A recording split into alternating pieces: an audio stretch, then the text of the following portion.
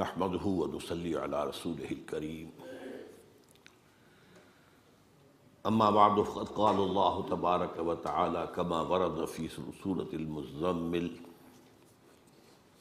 اعوذ بالله من الشيطان الرجيم بسم الله الرحمن الرحيم انا ارسلنا اليكم رسولا شاهدا عليكم كما ارسلنا الى فرعون رسولا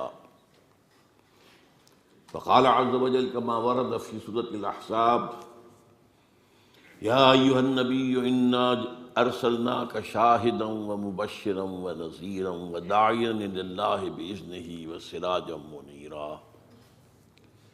فقال عز وجل كما ورد في سورة البقرة وكذلك جعلناكم أمة وسطا لتكونوا شهداء على الناس ويكون الرسول عليكم شهيدا وقال جل وعلا كما ورد في سورة الحج وجاهدوا في الله حق جهاده هو اجتباكم وما جعل عليكم في الدين من حرج ملة أبيكم إبراهيم هو سماكم المسلمين من قبل وفي هذا ليكون الرسول شهيدا عليكم وتكونوا شهداء على الناس صدق الله العظيم رب اشرح لي صدري ويسر لي امري واحلل عقدة من لساني يفقهوا قولي اللهم ربنا الهمنا رشدنا واعذنا من شرور انفسنا اللهم ارنا الحق حقا وارزقنا اتباعه وارنا الباطل باطلا وارزقنا اجتنابه اللهم وفقنا لما تحب وترضى اللهم وفقنا ان نجاهد في سبيلك حق جهادك اللهم ارزقنا شہادتا فی سبیلک آمین یا رب العالمین۔ یکم محرم الحرام یہ یوم شہادت تھا حضرت عمر رضی اللہ تعالی عنہ کا۔ اس سے چند دن پہلے ذی الحجہ کے اواخر میں شہادت ہوئی حضرت عثمان کی رضی اللہ تعالی عنہ۔ تو ان ایام میں شہادت پر بہت سی موضوعات، بہت سے مضامین، بہت سے اسپیشل فیچر، اخبارات کے خاص اشاعتیں، مقالات کے عنوانات، شہادت شہادت شہادت شہادت۔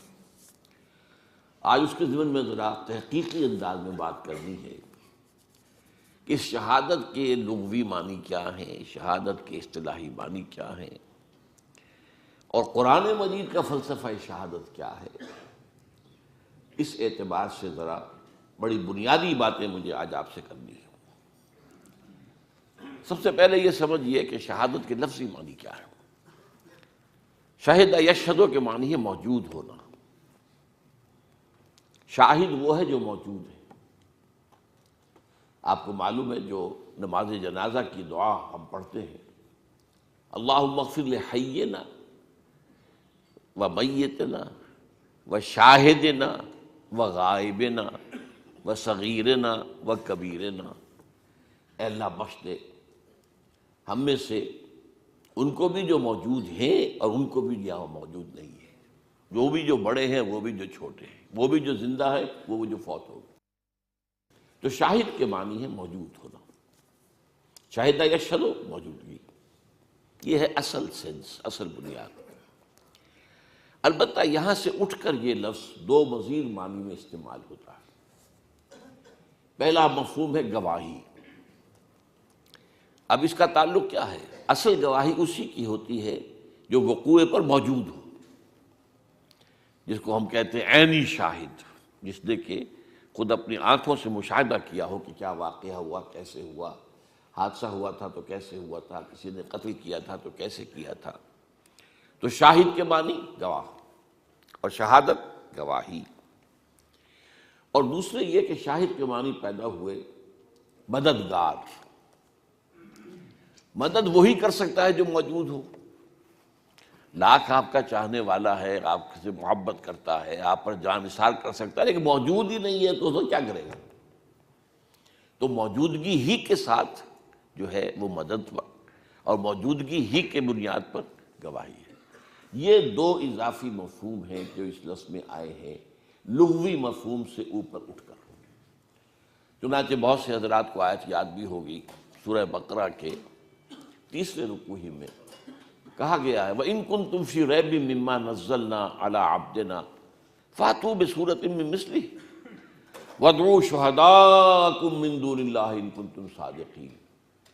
اور اے عرب کے لوگوں، اے قریش، اگر واقعتاً تمہیں کوئی شک ہے اس چیز کے بارے میں جو ہم نے اپنے بندے پر نازل فرمائی ہے صلی اللہ علیہ وسلم، قرآن پر، اگر تمہیں شک ہے واقعتاً کہ یہ ان کا اپنا کلام ہے، انہوں نے خود ہی موضوع کر لیا ہے، یہ خود انہوں نے ہی در حقیقت اپنا ایک تحریر لکھ لی ہے اور اب ہم پر دھونس سے مار رہے ہیں، یا بعض جگہ یہ بھی آیا ہے کہ ڈکٹیشن لے لی ہے کسی سے، کوئی عجمی جو کہ تورات اور انجیل کا جاننے والا ہے، اس سے یہ ڈکٹیشن لیتے ہیں، یہ سارے حالات و واقعات پچھلے جو بیان ہو رہے ہیں ہم پر آ کر دھونس جماتے ہیں کہ یہ وہی آئی ہے۔ تو اگر تمہیں واقعی شک ہے، یہاں یہ نوٹ کہ یہ واقعی کا لفظ میں کہہ رہا ہوں، یہ کہ اصل میں انہیں شک نہیں تھا، یہ صرف کہنے کی بات تھی، انہیں شک نہیں تھا۔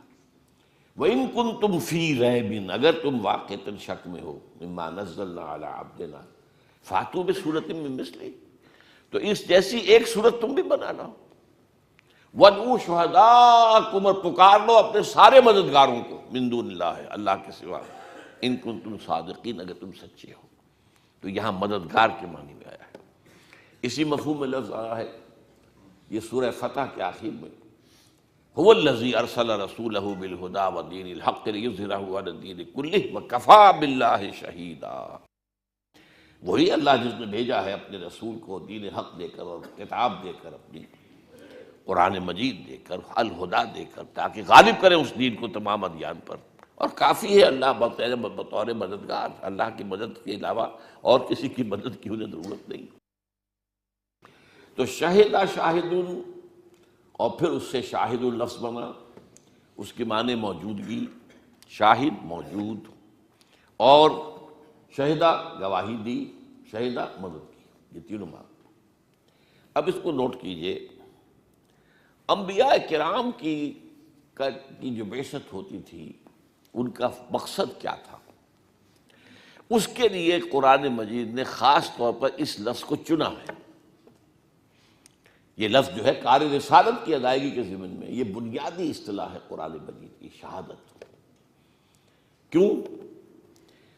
انبیاء کا، رسولوں کا کام یہ ہے کہ اللہ کا جو دین ان کے پاس آیا اس کی گواہی دیں، پہلے زبان سے گواہی دیں، پھر اپنے عمل سے گواہی دیں، پھر اس کا نمونہ پیش کر کے گواہی دیں۔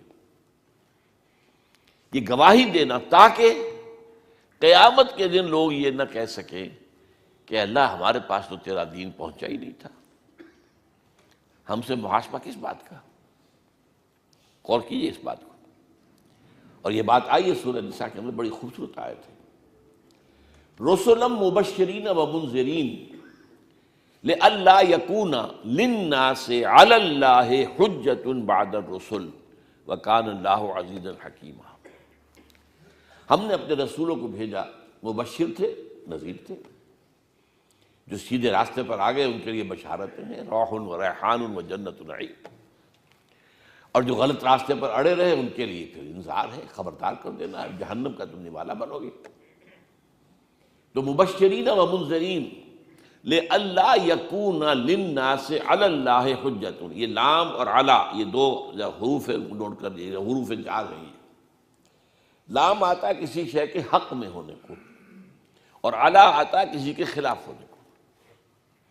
جو بڑی مشہور حدیث ہے، تمہیں تو یاد ہی ہونی چاہیے آپ کو سب کو، چند الفاظ ہیں، القرآن حجۃ لک او علیک، یہ قرآن یا تو تمہارے حق میں حجت ہے اگر اس پر ایمان لاتے ہو، اس کو پڑھتے ہو، اسے حفظ جان بناتے ہو، اس سے اپنے سینے کو منور کرتے ہو، اسے اپنا امام بناتے ہو، اس کے بتائے ہوئے راستے پر چلتے ہو، تو یہ حجت ہے، دلیل ہے۔ اور نہیں کرتے تو یہ تمہارے خلاف حجت بن جائے گا کہ اللہ یہ قرآن پڑھتا تھا